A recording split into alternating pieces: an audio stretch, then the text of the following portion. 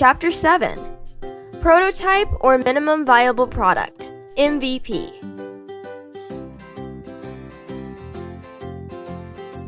The minimum viable product is a prototype of our product and helps explain the function of your final product with the least effort, time, and money. It does not matter whether the prototype actually works and fulfills its function. It is only important that people understand the value of our product. Therefore, they can imagine how our product will work and what value our solution will have for them.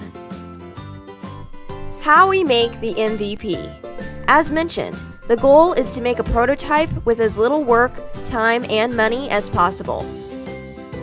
We need to think about its most important features so that the customer can easily see its usability and value.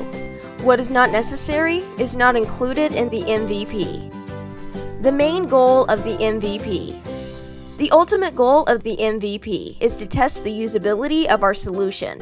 With a prototype, we get a quick and easy way to check whether our solution is of interest to people or not. This is crucial for further development because the MVP will quickly tell us if someone will be willing to pay for our solution. We show the MVP to potential customers. If they immediately understand the value of our MVP, the prototype is well set. We can then ask them for their opinion on the solution. If the vast majority does not give a positive response, we will have to redesign the solution. The opinions we get can be a great help. Examples and commonly used MVP. Here are some examples of how we can test the final product without making it. 1. Setting up a simple landing page. In most cases, a simple website is sufficient to test the desire for our solution.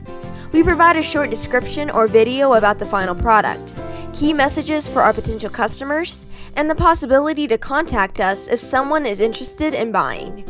We publish the website on the channels we choose and then measure the number of visitors and contacts acquired. 2. We draw the product.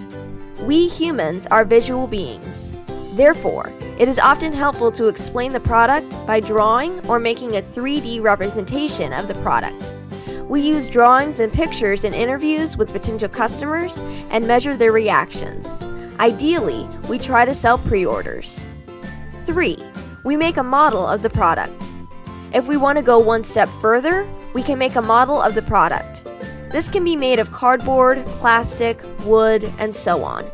It gives the potential customer an insight into what the final product will look like without the product working. We can also use 3D printing, which is a very convenient and inexpensive prototyping tool. Homework. What are the 2 or 3 most important features of your product? Without them, a product cannot exist.